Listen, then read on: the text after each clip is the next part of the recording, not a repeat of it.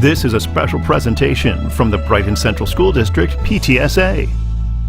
My name's Tom Hall. If I don't know you, most of you I do, but if you don't know me, I'm the principal here at the high school. I don't know, Tara, if there's anything from PTSA you want to share before the meeting begins? No, just welcome. We have monthly PTSA meetings that I'm a co-chair with Sangeeta Patel and Moran McDay Clay, but this was actually partnered with our special education PTSA rep.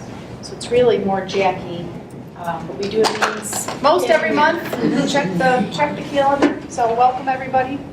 And next month's meeting for April already, I'm doing a little bit of a rundown of our youth risk survey data. Our students took the youth risk survey, and we've already been analyzing it, and we've actually really identifying some interventions that we want to do to make some changes to some of the data that we've seen in the last two surveys at least that we really need to address. And some really positive news when it comes to certain behaviors that we've put a full court press on in the last 4 or 5 years regarding cyberbullying, bullying, and sexting.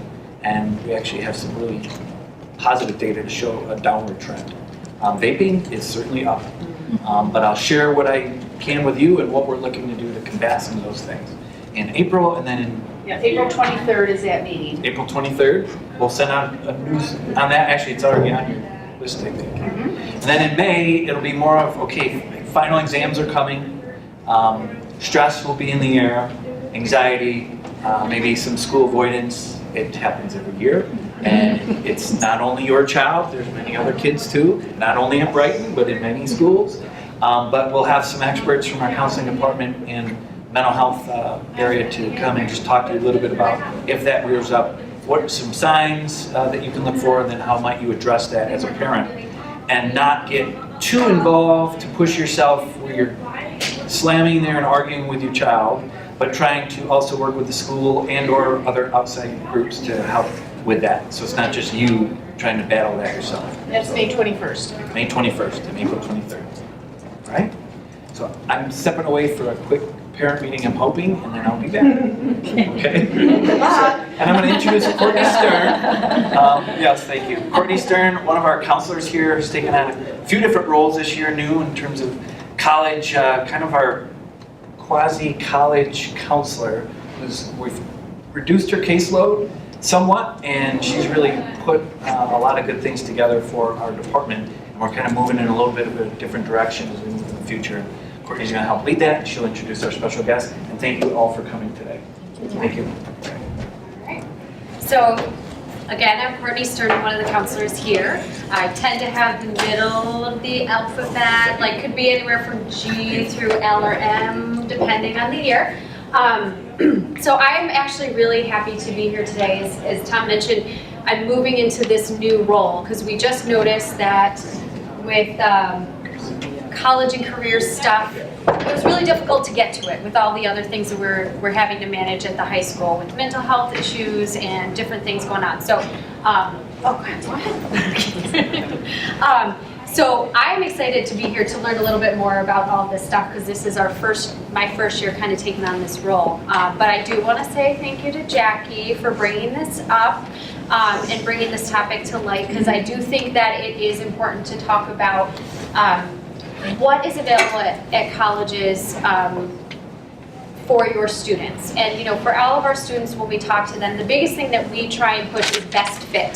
So that is best fit not only academically and are you able to get in, but also can you imagine yourself there? Can you make friends there? Do you like the food? We try and talk about all of those things. What's going to be an environment where you are going to be the best person you can be? And I think sometimes for students that have some learning differences or have used supports here in high school, such as resource room, skills lab, counseling, unfortunately those needs don't magically disappear when you graduate. So it's nice to know maybe what to look for at the high school level. So we brought in experts to help talk about what we could be doing. So this is first Lori Ackles, who is from RIT's Spectrum Support Program. And we have Donna Burke, a counselor in the Counseling Center and Disability Services from Monroe Community College. And we have Rebecca Arnold, speaking very well today, Associate Director of Admissions from Keuka College. So I have a couple of questions that we kind of came up with. Jackie and I brainstormed a little bit about, what our students are looking for and some different things. So I thought we'd start with that.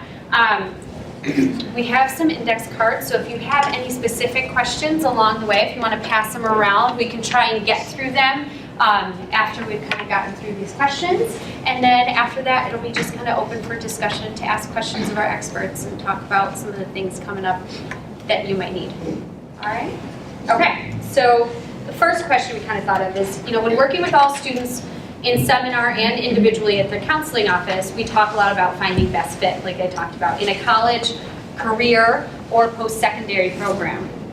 This is not just academic fit, but also social, financial, it could be dietary needs, learning needs. Are there any other things you would recommend looking for with students who may have learning differences?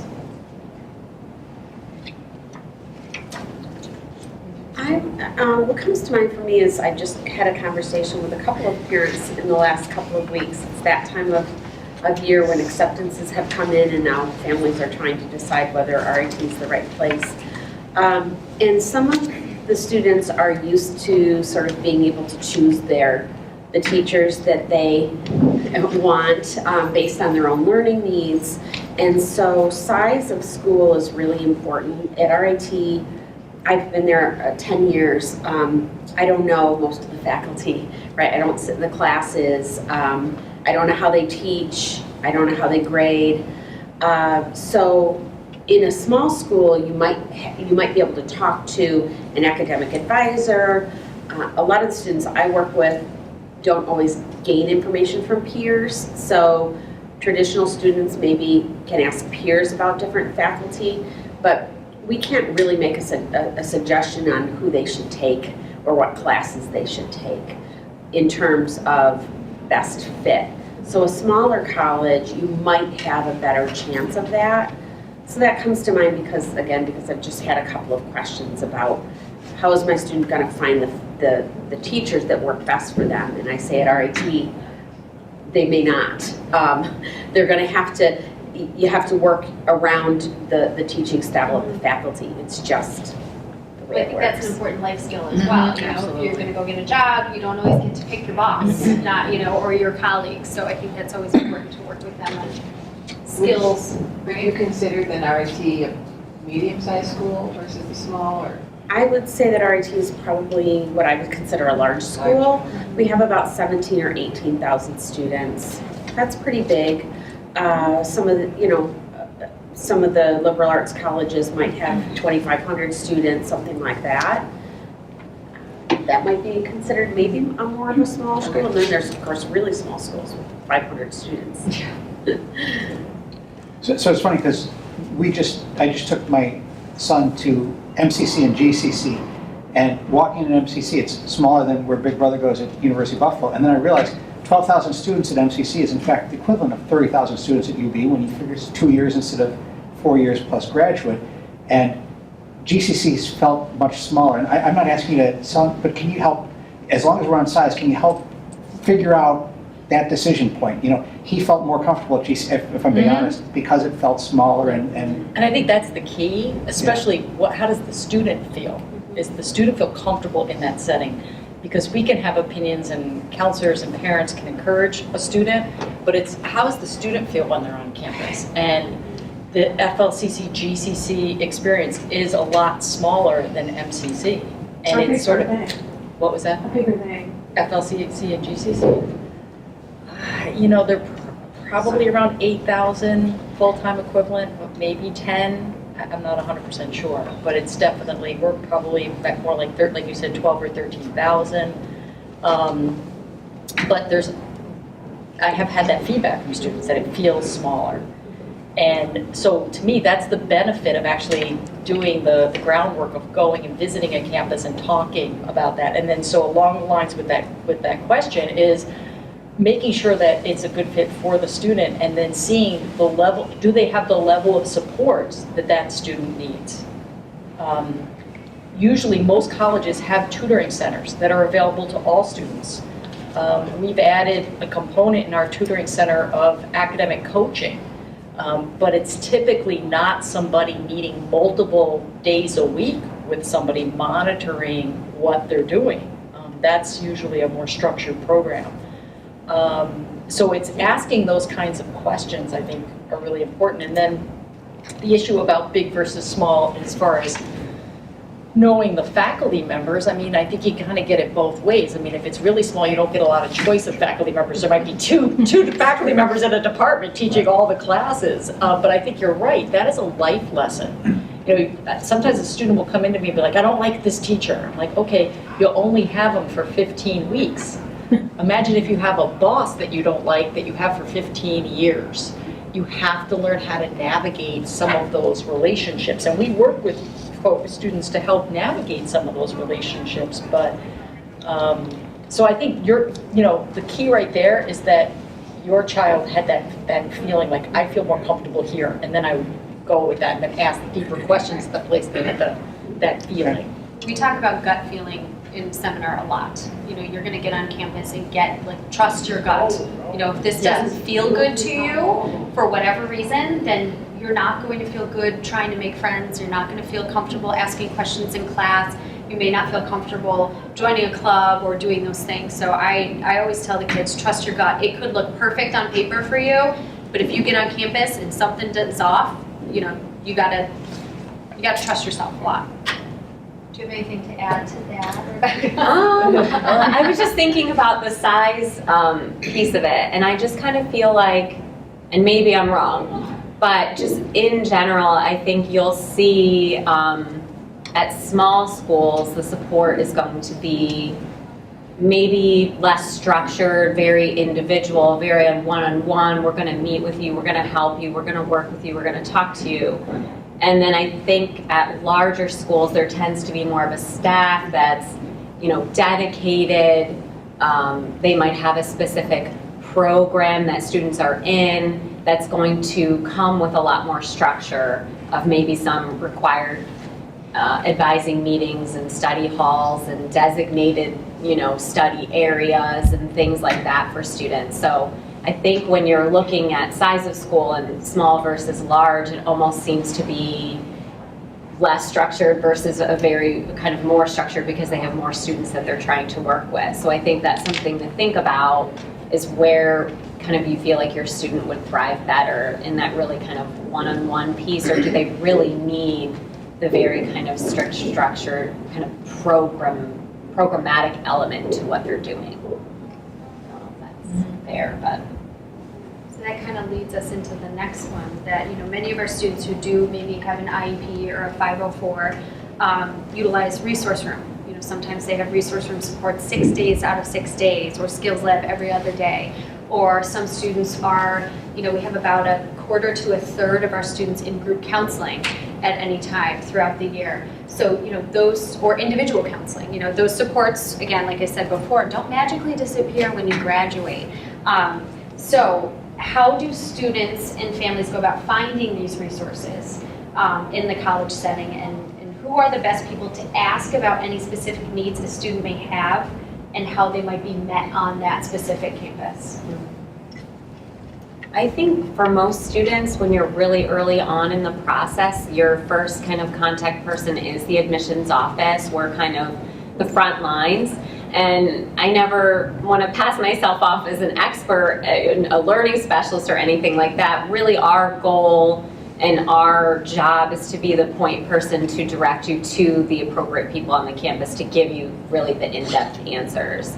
And I think sometimes having the admissions person be kind of your go-to person is the easiest thing, because when you're working with different colleges and looking at different schools, they all call these offices different things. Right. The people have very different titles. So it's like, even if you were trying to call the office and ask for the appropriate office, you wouldn't even know what to call it. So I think it's easiest to just ask your admissions person, you know, where would we find these, you know, services and support? How can we get in touch with the right person? Who is the right person? And a lot of times they'll make the appointment, that's what we do, is we make the appointments for you, we make the phone calls for you and set everything up, or they can give you the direct information to do that. So I think that's the easiest way to go with your questions, is just directing them to admissions, and then from there they're going to help you make the right appointments and the right contacts to get you all the information that you need. And it's funny that you say that, and you're so open about that and willing, and I think sometimes when I first came into the field, it was over 20 years ago, parents were very nervous about disclosing to an admissions office about disability or anything like that. And, I can't speak for every admissions office, but I could say what I've said to parents and students before: if you're apprehensive about disclosing to an admissions office, do you really want to be at that school? If you're getting some kind of vibe. And most admissions offices and officers are, we are so used to now dealing with students who have special learning needs. It is not unusual. And so I think you're right, starting off with the admissions office and having them help, I think is fine. I just know that sometimes that's a worry of parents. I actually think sometimes that speaks to the applicant being a good applicant, is being able to advocate for themselves and overcoming challenges. So I think that that's something to really think about when you're going through the admissions process, is how welcoming is the admissions office to that topic. And I do think that it does depend on the size of the institution and just the institution in general, how much intensive supports there are. At MCC, we are not providing long-term intensive counseling follow-up. We are recommending that a student have an outside counselor or therapist if they need that kind of support. We're providing, supports within an academic environment. We also, like I said, we have a tutoring center. We have, academic coaching, but we're not having a structure where it's almost like a resource room where somebody's meeting with them, is on top of all of their assignments, knows what they're doing. We are not providing, in many colleges, unless you have a specific program or you're small enough to do it, are not providing that level of intense support. So students who can have, and we're going to talk about that later on, working towards a lot more independent work and being able to do, like in college, a lot more of the work is done outside of class time. And that's typically in a college environment not structured. So trying to work towards that as a goal so that they're ready for it. And it's not such a big stark contrast from having a resource room to not having any, is really the biggest transition that I see students have to go through sometimes. At RIT, we have the Spectrum Support Program for students on the autism spectrum, but we only meet with them twice a week. That's 2 hours a week. That's the maximum, and that's freshmen only. Once they get into their second year, we only meet with them once a week. So, it's 168 hours in a week. 2 hours is not very much. It really isn't. So we call it kind of fingertip support. We don't have resource room. We don't have required study hours. If you have a child on the autism spectrum and you're looking for supports that are more than that, there are some programs that have structured study times where somebody from the program is available to, help, keep them on track or check in or things like that. But students really do need to be independent with initiating work, with staying focused to complete work, that kind of thing. There isn't going to be anybody tapping them on the shoulder or checking in with them to say, did you finish? It just doesn't happen in a college setting. So they really need to learn to be independent with starting work, completing work, turning in work. So if you have a junior or senior and you're still checking on those things or reminding, this would be the time to sort of back that off a little bit and see what happens. I think people worry, well, then you won't get into college. Well, getting into college is not the point, right? I think it's graduating from college. That's the point. So you really do have to work to back off so that you can make sure that your student, when there isn't somebody saying, don't you have homework? Shouldn't you be up by now? Shouldn't you be in bed by now? When there isn't somebody doing that they're going to, do that on their own. In terms of counseling, I think that's really important, that if you have a child who's receiving regular counseling, when they go off to college, they're going to need that, especially as they transition. So there's a couple ways you can do it. Most colleges have a counseling center. Like MCC, RIT is not set up for long-term counseling for students. It's really a short-term model. So that means that you should be looking in the community near the college, or you should be trying to see whether you can continue the supports from home. And that doesn't mean just when they come home for break. That means, will they telemedicine? Will they do some counseling by Skype or by phone? Some will, some will not. Depends on insurance, I think, sometimes. But if they have a relationship with somebody already, sometimes it's nice to be able to keep that throughout the first semester at least, or the first year. And then also connect with the counseling center there for, I need a little more this week, or I'm going through a hard time and I really need to talk to somebody on campus. They should use those supports, but they shouldn't be the primary support if they need something that's regular and long-term. I don't know about Hugo, but... No, it's the same. Okay, so a lot of colleges, there's a lot of mental health needs, and we can only put in so many counselors in so many buildings with counselors. So it really, it depends on, you need to be looking in the community probably to make sure that your student has something ongoing. It's funny, I was just at a conference last week, and it was from the New York State Association of College Admissions Counseling, and it was all about mental health. How do we help with the transition to high school, or to college, and then what are what's going on college campuses, and they totally reiterated everything you guys were saying, that, counseling on campus is meant to be short term, so typically they're getting like 6 sessions. They are moving to a group counseling model, so one of the things a lot of campuses are, so those can be longer term because they're serving more students. So one of the suggestions they said is, if your students, or, was to high school counselors and college counselors, college admissions counselors, they were saying, if you can get students past that stigma of group counseling and try and get them involved. And I'm like, yes, we already do that. We have group counseling here. So something to, something to think about if your student does need support. And then the other thing, they mentioned definitely connecting with somebody at the admission or at the counseling center from day one. They said appointments tend to book up fast, so even if your son or daughter is going to X school, calling that counseling office, seeing if you can get in that first week. So then you just have a face to a name of someone you might need in case. And then also connecting with someone in the community if you feel like that's a benefit that they will need.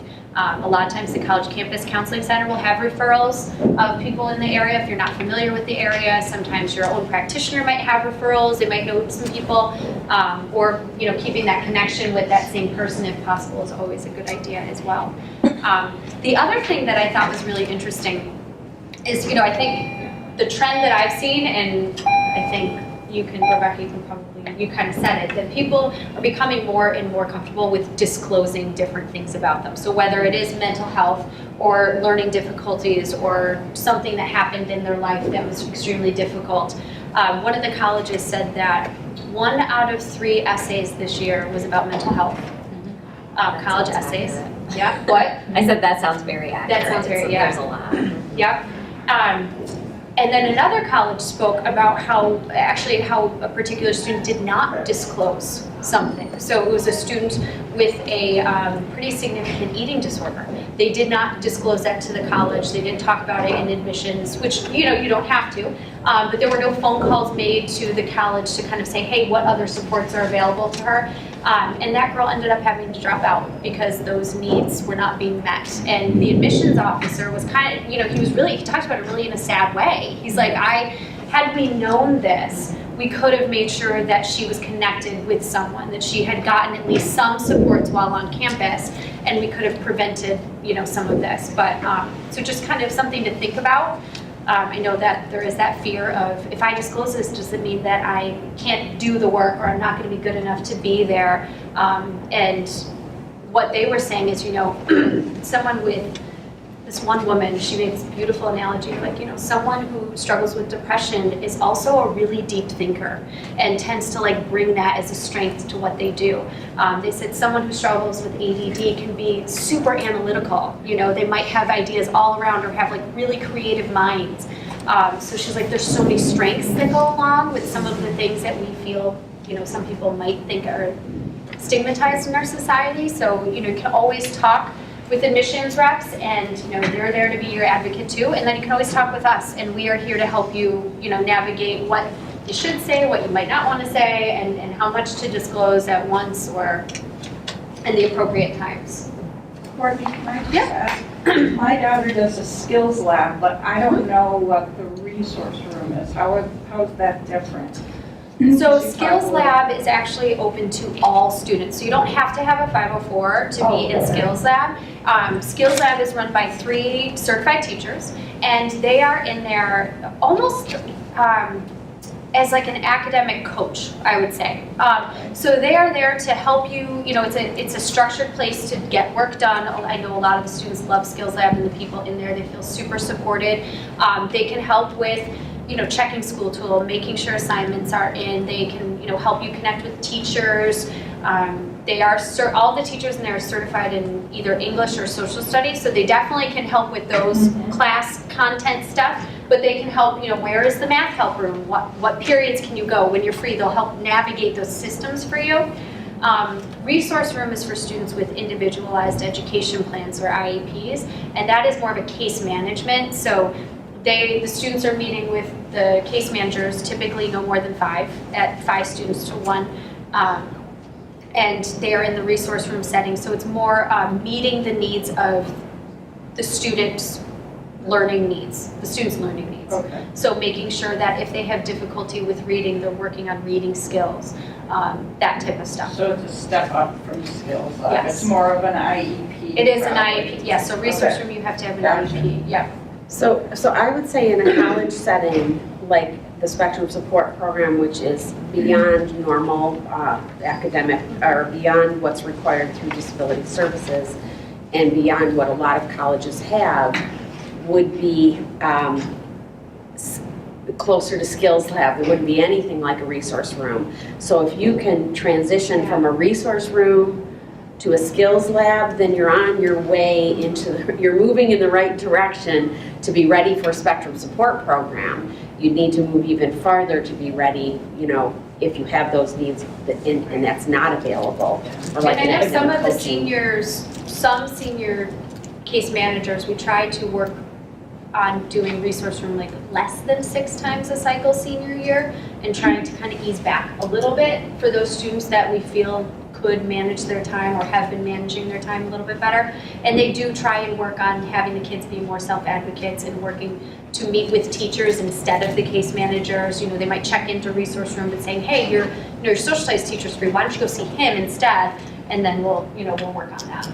We try to give students and parents a guide, for every class, you spend 3 hours a week typically in class. So sociology, you spend 3 hours a week in that class. For every hour in class, you should be spending at least 1 hour to 2 hours outside of class doing homework, reading, preparing. Sometimes students coming right out of high school think of homework as only something that's due that week. Homework time is getting sources from the library. You have a 5-page paper due or a 10-page paper due in 2 weeks, getting sources, writing an outline, doing a draft, doing your reading assignments. So that one class can take 3 to 6 hours outside of class time studying. So if you're taking a full-time load, that's 12 to 24 hours outside of class time working on your schoolwork. Typically, when I ask a group of high school students who is spending 12 to 24 hours outside of school doing homework, very few hands go up. And so that is a huge transition of how much work. So sometimes, and in some situations, depending on the student's needs, I recommend that they think about starting off part-time. And even some four-year schools will still allow a student to live in the residence halls, especially if you have a diagnosed disability, as a part-time student, and still be eligible to live in residence halls if you make that petition. Because sometimes that is in the student's best interest to be able to handle that course load and to kind of get used to everything. It doesn't mean you have to stay a part-time student, but it's something to consider if you're worried about that size of a workload. You know, sometimes I'll say to parents or students, I'll say, well, what about taking like an AP class in their senior year, or think about taking a college class in the oh no, they couldn't do that. And I'm like, okay, well, what's gonna change in a year from now? You know, we gotta get them ready. So stretching yourself, or even thinking about taking a college class in a late afternoon at a local college, or over the summer, even though it's more intensive, it gives them that reality check even beyond what an AP class might be able to give them to test. One of our case managers likes to recommend to the students to take a summer course between senior year and college, and then only taking 12 credits that first semester. Typically students take like 15 to 18 credits depending on labs and stuff, but 12 credits is still full-time student. And that's 4 classes instead of 5, which can be a significant difference. No, and I understand, like sometimes parents will say. And financial aid yeah, is tough say, because like, you have to have I a don't wanna, full-time load. You have to have full-time to be eligible for financial aid. So those are just things to think about, I think. You know, taking 12 credits that first semester, and even if you don't take a course this summer, maybe next summer to make it up, but at least it's a nice transition into that college life and learning that life-work balance. So I'm going to move on to the next one because it's kind of talking a little bit about that life-work balance. So some students may have needs that extend outside of the classroom, such as maybe needing their own room, helping to navigate social scenes, getting involved in clubs, a little bit of that advocacy piece. Once they're on campus, who can they go to for help with those things? Or getting ready to come to campus, I guess, too. Probably a variety of people. I would say it probably depends on the advising structure of the school. So for example, at CUCA, all of our students have 2 advisors. You have a faculty advisor who is going to be the main point person for that academic kind of questions and support. And then all of our students have somebody called a student success advisor.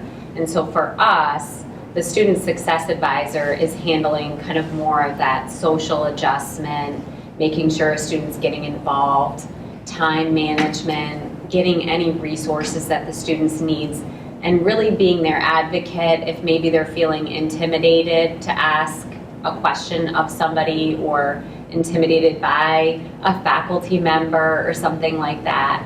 So for us, there is kind of that secondary advisor who would be probably the first kind of point person to go to for anything along those lines, but it probably varies on the school. I think most colleges have moved to kind of like a team-based advising system, so you do typically have more than one person who is assigned to each student for the most part. We have a series of peers, we call them peer navigators, peer leaders on campus that help with like orientation. Most colleges have an orientation program. Now sometimes they can be quite large and that can be intimidating for some students. But even just meeting with someone in the disabilities office, so a lot of times I will walk somebody to the tutoring center, or I'll hook them up, or I'll meet with a student and the faculty member if they're feeling too intimidated to meet with that person. So making a connection with the disability office to see if we can help to advocate and make that transition a little bit smoother. If students are living on campus, they also have a resident advisor who's a peer. Those are always good people for students to go to if they want to know a little bit more about how they can get involved, or if they're worried about things, or if they're not sure about something. So their RA, a resident advisor who's a peer, is a good person. I agree. Disability services, if you're registered as a student with a disability, that can be your, one of the places where you can go when you have a question. They may not be able to help you, but they'll know where to send you. And they may walk with you or make a connection via email that might make it easier for a student who's worried about how do I even use that resource. So I think those are good. Those are definitely good places to go. In each school, I think it's good to look into like what is their transition process like and what kind of programming do they have before you get there. So what is the orientation process like? We have all of our students come on campus in June, so they come way before they're ever actually moving into campus. And so that is early enough to be on campus and have those kinds of conversations. And then they still come for a week-long orientation before classes start. So there's kind of like a two-step process to them, getting oriented to the campus and spending time there and making appointments and meeting people. So kind of discovering what that transition process is and kind of the timeline of that at the school. And you can probably use that to figure out when you're going to begin having those conversations and appointments. Obviously, if it's about getting a single, moving in, you're going to need to do that before you get there. That's not something when you get there that you're going to want to tackle. So that's all kind of prior to you arriving. And again, that really is, the admissions person will point you in the right direction to get all that set up prior to your arrival. Can I ask one question about, you mentioned the disability office a couple of times. Where do you get that paperwork, or what qualifies as a disability? My daughter has ADHD and anxiety, and she has a 504. So do I assume because she has a 504 that she would be qualified for disability services? Or? Yeah, typically that would be enough information. What in the college environment, what we're looking for is a statement of a diagnosis from a licensed professional. So while the IEP and typically a 504 plan, but definitely the IEP is more of a high school document, we will still use that information to determine the nature of the disability and the accommodations. We can accept that from a physician, an outside psychologist. Any kind of psychological testing that was done to determine that someone has a disability is really huge to get to schools. So yeah, and so basically the criteria in a college environment, it's adult disability law, so you have to have a diagnosis and by a licensed professional. And then usually it would be helpful to have what that professional feels would be appropriate accommodations. And so we often, at MCC, we use the 504 plan. We'll use an IEP document, but that can vary according to school, but most of them will accept those documents. Yeah, so you should check with the school's disability services office about what documentation they would require. You might find it right on the website as well. The other thing that I think that's really important, and I don't work in disability services office, we're separate, but we pair together quite a bit. When we meet with families, we meet together. We do open house, we do that together. Is that students need to be prepared to disclose their disability independently, right? Usually parents will come to those meetings, and that's okay, but it really needs to be the student who, there's not a list of, these are accommodations, pick what you want. Students need to be able to talk about what's difficult for them due to their disability and what helps them. So they should be prepared to have those kinds of conversations. What is it that impacts you? What really helps you? What do you think you need? And we actually require that, and most schools do, like to actually have your accommodations go into effect. Most schools will have you have what we call it an intake meeting, where the student sits down and goes over just what you talked about, the strengths, the weaknesses, being able to articulate what they need. And that's really valuable for them to be able to do that, because sometimes that you may assume that this just follows you to college, and if you requested a high school transcript, you think that all the documentation comes, but it's actually usually at most high schools a separate request that the documentation gets sent to a disability office. We actually, by law, cannot send the IEP or any supporting documents to a college. The student themselves has to request it and send it, they have to send it directly to the college. We cannot send it directly to the college. So typically, if a student has an IEP, we have the CSA meetings now in the fall of the senior year, so we can talk about all of this stuff. And then at that meeting, you would get a copy eventually of the finalized IEP for that school year. And then we try to get you copies of the latest psych tests, the latest academic testing, and any of that supporting document, because what I've heard from colleges, most colleges, is that they look at the 504s and the IEPs as a guideline, as kind of like, what did you get in high school? How will that translate to college? But it's that other stuff, the testing and the diagnosis, that actually qualifies you for the services. And just because you get it in high school does not necessarily mean that you get it in college. Resource room doesn't follow you. Typically, and just from my experience, typically your test modifications are what you get. Unless you have a significant writing disability, you might get access to computers and stuff, but typically the test mods are what you will get off of from transferring to college. Just an example of that sometimes doesn't transfer over is use of a calculator. Yes. Because what we'll do is we look at the disability. Every accommodation has to go back to a disability. And if their testing in math, reasoning, math, computation is average or above average, we are not going to approve the use of a calculator. Now, a student can then come in and have what we call an interactive discussion about that. What is it about that calculator that is helpful to them, and it might change, but we're definitely looking at where is the area of disability versus the accommodations, and that's one that sometimes pops up. And remember, an accommodation can't fundamentally change the course. Yeah. So even at RIT, there are some courses you don't get a calculator. I mean, nobody uses a calculator. They're trying to teach a certain thing, and so... Yeah, you still have to show your work. Like how we do it, you still have to show your work, and that blows some students' minds. Like, what do you mean I have to still show my work? So I guess, one question. yeah. My son has ADHD, but the other, I would say dietary disorder, so it's not important. But we never got into getting an exam from school. So do you think it may affect our transition to college in case of, those things which other people are getting? I had an impression that the schools were so overwhelmed with the amount of diseases, and I spoke with other moms, I saw them pushing, I never did. So I don't have this.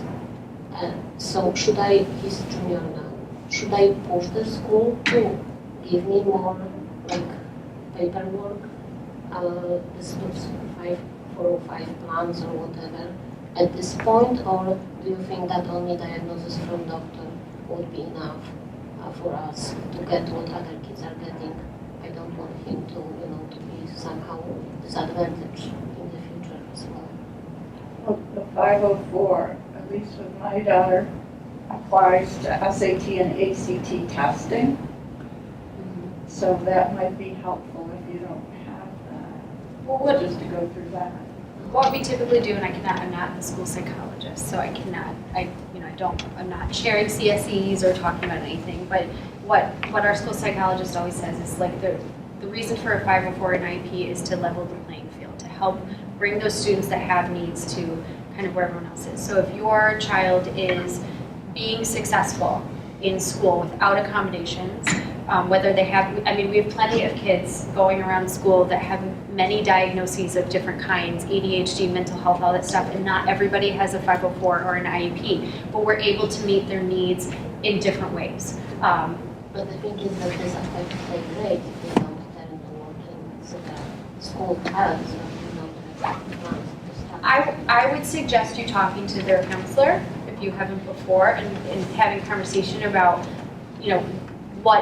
what needs are not being met, what supports can we help them do? Because it sounds like handing in homework and all that stuff, that wouldn't be an accommodation that they would get at college anyways, but we can help build those skills of time management and study skills before they leave for high school, and that does not need an official plan of any kind. Okay. So kind of, yeah, go ahead. Am I correct in assuming that the student has to give permission permission for the parent to talk to, say, someone in the counseling office or? Over the age of 18, if the student is 18 or older, they have to sign a release called a FERPA form, Federal Education Rights to Privacy Act. There you go. I live in the FERPA world, so yeah, I can't typically say a whole lot. So that would be something that the student would do up at the beginning of the year, and they're doing all that paperwork. And they have to do it with every office. So they don't sign one FERPA, and that means you can talk to their academic advisor and you can talk to disability services. Of course, if you're there with a student, you don't need a FERPA, right? So if the student is in the room or the student's on the phone or whatever, which is what we'd always want anyway, you'd want your student involved in the conversation. So if they're in with their advisor and they say, you know, my mom would like to be in this conversation, can I give her a call and put her on speakerphone? Usually that's going to be okay. So. And that kind of leads us into our last question, is just, you know, how can parents support and prepare their child for this transition into adult world or onto college, you know, through the searching applications and just that independent life outside of the high school? What are some suggestions you might have for parents? I think one of the ones is, again, maybe in the CSE meetings, being able to articulate for themselves about what their strengths and weaknesses are. And some students actually run their own CSE meetings. It's really hard, but trying to get students, I think, to start to make appointments for themselves. And not necessarily completely independent, like, oh, forget it, you got a doctor's appointment, you got to handle it on your own, but practicing that, like how to call to make appointments, how to send emails to outside agencies. And again, it doesn't have to be like go from 0 to 100. It could be with guidance and with help. So role playing, how to talk to folks who are on outside agencies. That's especially like sophomore, junior, senior year, being able to do that is really, like, I think sometimes parents get a bad rap, you know, we call them helicopter parents and all sorts of things, but it's completely appropriate for a parent to come with a student for some of these first initial meetings, and because it's almost like going to a doctor's appointment sometimes. The more people who can hear about something, the better, but it's gradually letting that student guide the conversation and answer the questions is really helpful. And I know that's not always easy. I mean, one small thing that I tell my, like, basically junior year up is encouraging them to go to help rooms on their own and talking to their teachers. I'm like, I'll go with you the first time, or we can put it in your schedule, but those are some of the small things that, you know, we're doing here, saying, hey, help rooms are like college office, you know, college professor office hours. This is a great way to practice. Mm-hmm. How do you talk to your teachers? How do you ask for help? And you can help them by making a list of what it is that they need to do, what they need to ask when they get there, that you've, you know, worked out together. But so they don't have to be completely on their own. But yeah, let's figure out when you call for your appointment, what is the things that you need to be prepared to ask. Let's write them down. I'll stand next to you while you do it. If you get stuck, let me know. Mm-hmm. That kind of thing. I think some of the things that we see that take students out of college is the self-care, self-management stuff. So managing their own medications, nobody's going to ask if they're taking their medication. Nobody. So they need to be independent with taking the medication, with getting the refills, and knowing when they need to call for the refills. Strategies for stress and anxiety. They should come to college with some strategies that work for them around when I get stressed, what helps me. I had a family just recently whose, you know, son is at a private school, and, you know, he's made a lot of progress. Instead of 2 hours when he gets stressed of people trying to, you know, coax him out of his room and into class, it's down to 30 minutes, which is great, except that in college, nobody's coaxing at all. Mm-hmm. So what happens when you don't coax? Nobody knows, because nobody's given that a chance.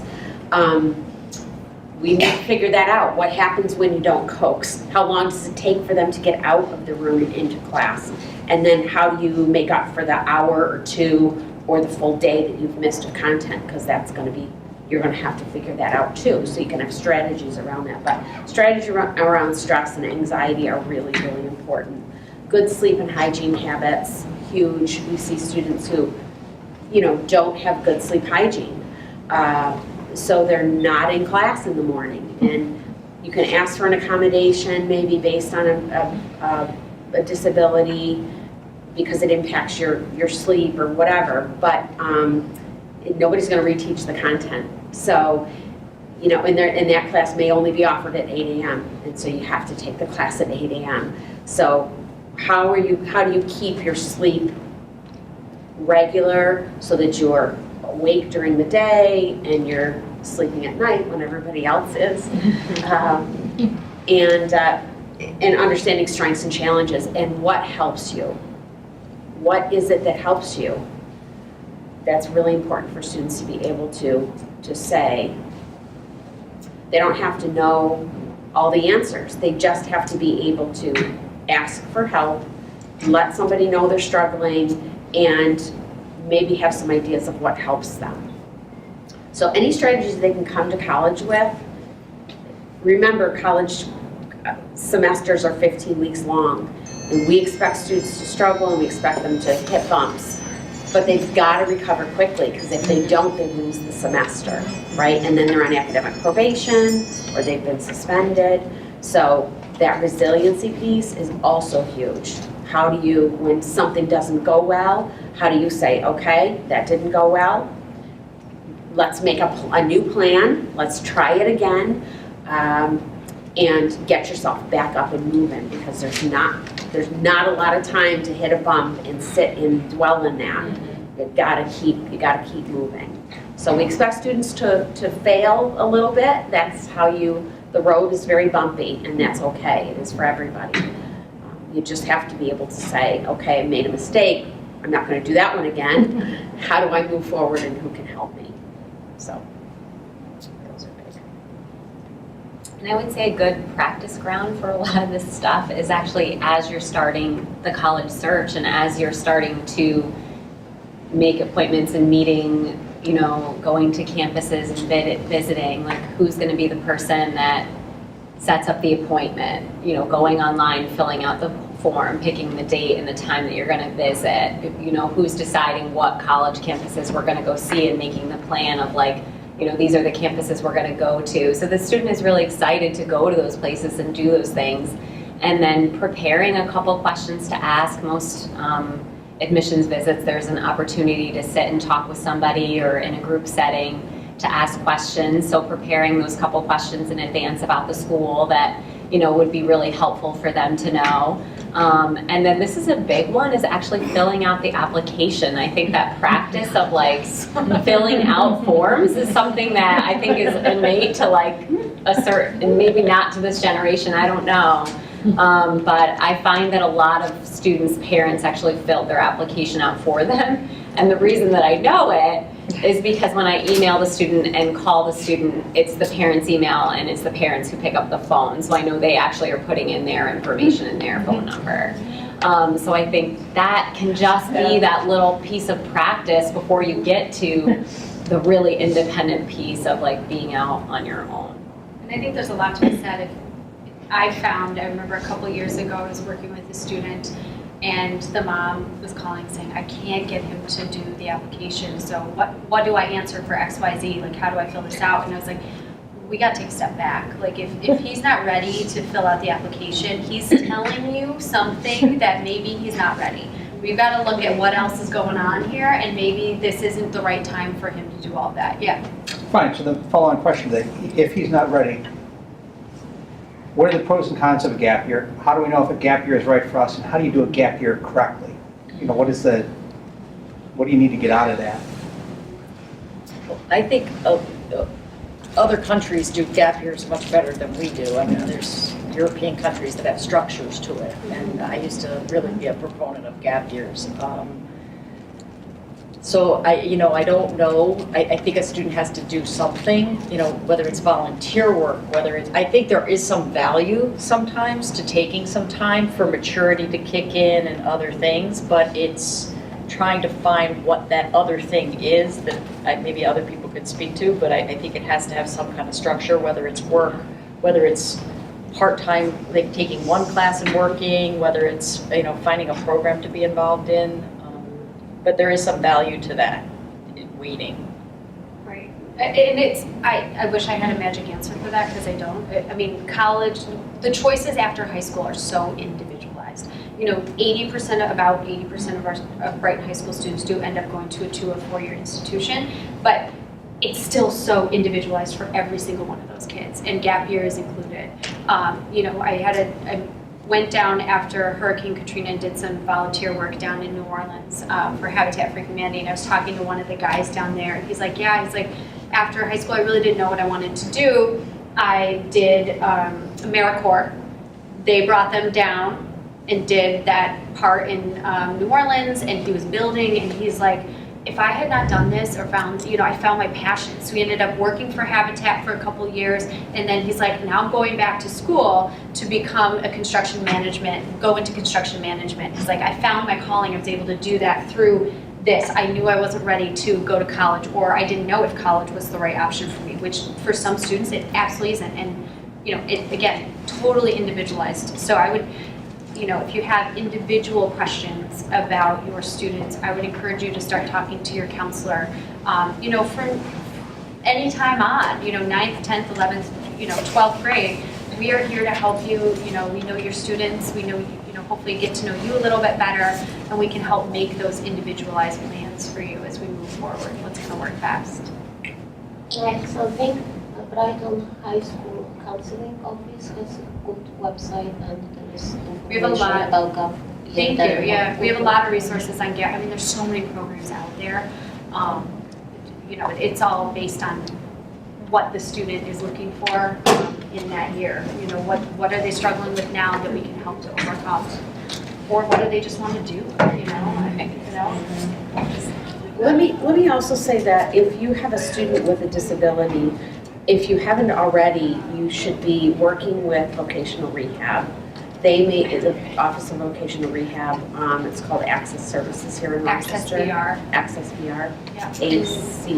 ACESS or ACCES. It's not spelled right. It's not spelled right. I know that. Yeah. It's one It's C, missing two a letter. S's. One C, two S's. Yeah.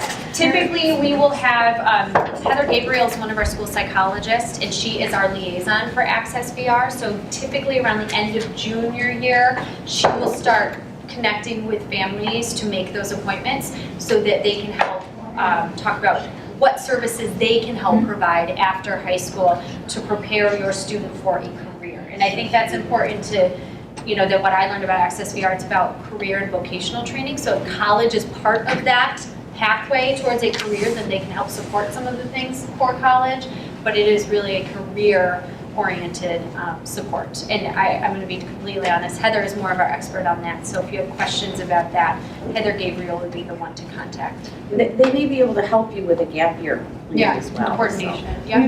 We've been working with Access VR since the fall. My daughter's a junior. Right. Because she needs special driver's ed lessons. Right. So they helped with that, but my eyes were opened because they also help with looking at colleges. They just now started a new college/career exploration part of it. That is great to know. I learned something new And today. I then love that. it was like we met with a college career counselor that was free. Like it was no, like people paid. We've been reading lately thousands of dollars, for these services. And I can't compare one service to another.